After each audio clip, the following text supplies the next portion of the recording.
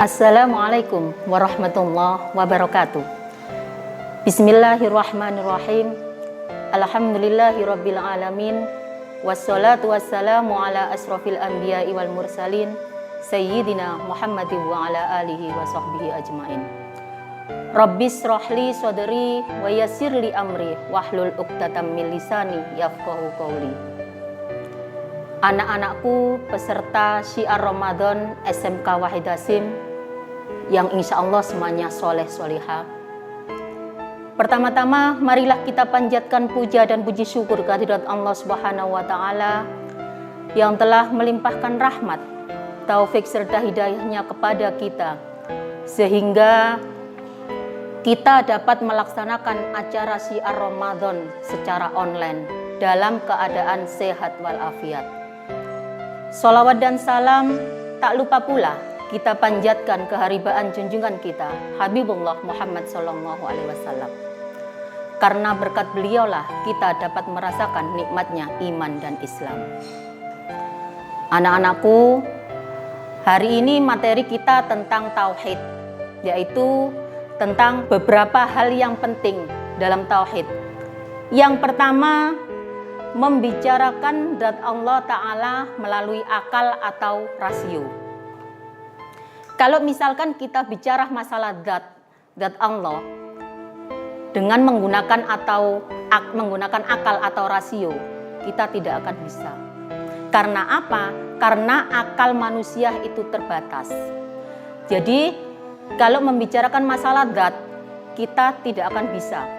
Tapi untuk mengetahui Allah Ta'ala itu hukumnya wajib. Caranya dengan apa? Dengan mengetahui sifat-sifat wajib bagi Allah seperti wujud, kita, baqo, dan seterusnya. Jadi setelah kita mengetahui sifat-sifat Allah, kita tidak hanya bisa melafalkan saja, tapi kita harus bisa melaksanakan dalam kehidupan sehari-hari. Yang kedua, tentang paling utamanya umat. Dari umat semuanya itu adalah Nabi Muhammad. Dan di antara umat-umat Nabi yang lain, yang paling utama itu adalah umatnya Nabi Muhammad. Serta sahabat yang paling utama di antara para sahabat itu adalah sahabat 4 yang kita kenal dengan Khulafaur Rasyidin, yaitu Abu Bakar As-Siddiq, Umar bin Khattab, Utsman bin Affan, Ali bin Abi Thalib. Selanjutnya yang ketiga, Isra Mi'raj. Isra Mi'raj adalah perjalanan Nabi Muhammad dari Masjidil Haram ke Masjidil Aqsa di Palestina, kemudian naik ke Sidratul Muntaha. Peristiwa itu terjadi karena apa? Karena pada saat itu Nabi Muhammad mengalami tahun kesedihan. Tahun kesedihan yang dinamakan Amul Hazn, yaitu Nabi Muhammad kehilangan 2 orang yang sangat beliau cintai, yaitu Siti Khadijah dan Abu Thalib. Siti Khadijah itu adalah istri tercinta Rasulullah yang dengan kasih sayang dan dengan hartanya beliau selalu membantu Rasulullah untuk dakwahnya Rasulullah. Abu Thalib itu pamannya Nabi. Sejak kecil beliau merawat Nabi Muhammad. Bahkan ketika Nabi Muhammad berdakwah kemudian dimusuhi oleh orang kafir, yang terdepan yang menjaga Rasulullah itu Abu Thalib. Makanya kemudian di saat Nabi Muhammad sedih, Allah memberikan satu hiburan dengan cara apa? Memberikan jalan-jalan, kata anak-anak zaman sekarang. Jadi jalan-jalannya Nabi itu beda dengan kita. Kalau kita jalan-jalannya ke mall, kalau Nabi Muhammad jalan-jalan ke Sidratul Muntaha. Nah, pada saat peristiwa Isra Mi'raj itu, Nabi Muhammad mendapatkan perintah sholat 5 waktu. Yang selanjutnya itu bicara masalah kenikmatan yang didapatkan orang yang di surga. Itu ada 2 kenikmatan. Yang pertama kenikmatan rohani dan yang kedua kenikmatan jasmani. Kenikmatan rohani itu contohnya dengan kita bisa melihat Allah. Kemudian kita mendapatkan ridho Allah, itu adalah kenikmatan rohani. Sedangkan kenikmatan jasmani, yaitu semua kenikmatan yang didapat di surga, misalkan makan dan minum, dan kemudian kenikmatan yang melakukan hubungan suami istri. Nah, dari ini sudah Ibu jelaskan. Setelah ini kalian saksikan video yang Ibu putar. Siapkan perlengkapan alat tulisnya. Karena apa? Di akhir segmen pemutaran video nanti, Ibu akan memberikan tugas atau pertanyaan untuk anak-anak semua. Selamat menyaksikan.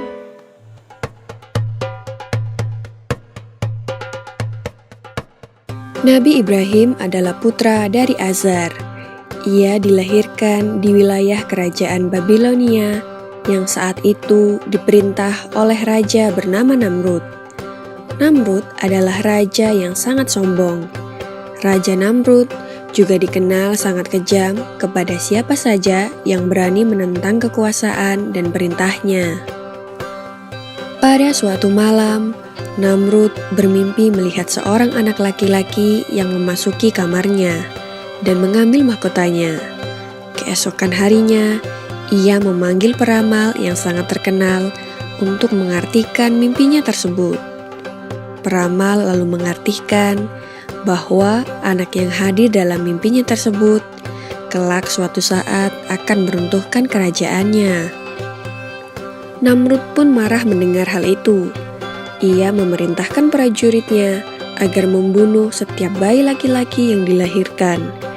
Azar yang istrinya saat itu sedang mengandung begitu khawatir akan keselamatan bayinya. Ia khawatir bahwa bayi yang ada dalam perut istrinya adalah seorang bayi laki-laki yang selama ini mereka dambakan. Untuk menyelamatkannya, Azar mengajak istrinya bersembunyi di dalam gua yang jauh dari keramaian. Di gua itulah kemudian bayi tersebut dilahirkan dan diberi nama Ibrahim. Agar tidak diketahui oleh orang lain, Azar dan istrinya dengan terpaksa meninggalkan Ibrahim yang masih bayi itu di dalam gua dan sesekali datang untuk melihat keadaannya. Hal itu terus dilakukan hingga Ibrahim tumbuh menjadi anak kecil yang sehat dan kuat atas izin Allah Subhanahu wa Ta'ala. Bayi Nabi Ibrahim dapat hidup dan tumbuh di dalam gua karena pertolongan yang diberikan oleh Allah Subhanahu wa Ta'ala. Ibrahim dapat menghisap ibu jari tangannya sendiri dan keluarlah air susu yang sangat baik. Itulah mukjizat pertama yang diberikan oleh Allah kepada Nabi Ibrahim alaihissalam. Hidupnya yang cukup lama di dalam gua tentu membuat Ibrahim kecil sangat terbatas pengetahuannya tentang alam sekitar. Ketika beranjak remaja, Nabi Ibrahim akhirnya keluar dari dalam gua. Ia begitu terkejut melihat pemandangan alam yang begitu luas dan indah. Di dalam ketakjubannya itu, Ibrahim berpikir bahwa alam yang sangat luas dan indah itu pasti ada yang menciptakan. Maka Nabi Ibrahim melakukan perjalanan untuk mencari keberadaan Tuhan. Ia mengamati lingkungan sekelilingnya, namun ia tidak menemukan sesuatu yang pantas dijadikan Tuhannya. Di siang hari, Ibrahim melihat begitu cerahnya matahari menyinari bumi. Ia berpikir, mungkin matahari adalah Tuhan yang ia cari. Tetapi ketika senja datang dan matahari tenggelam, gugurlah keyakinannya akan matahari sebagai Tuhan. Sampai akhirnya malam datang dan bintang di langit bersinar yang membuat suasana malam menjadi lebih indah dan terang. Nabi Ibrahim pun mulai berpikir, apakah ini Tuhan yang aku cari? Ia menatap bintang-bintang itu dengan penuh rasa bangga. Tapi ternyata ketika malam mulai berganti pagi, bintang-bintang itu menghilang satu persatu. Dengan pandangan kecewa, Nabi Ibrahim melihat satu persatu bintang-bintang itu menghilang dari langit dan berkata, "Aku tidak menyukai Tuhan yang bisa menghilang dan tenggelam."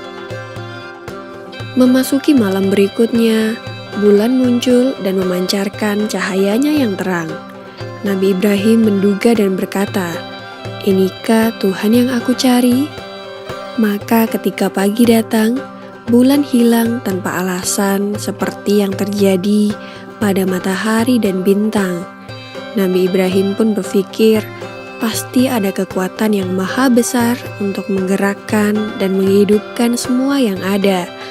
Dan Nabi Ibrahim pun percaya bahwa hanya Allah Subhanahu wa Ta'ala yang maha mengatur segalanya.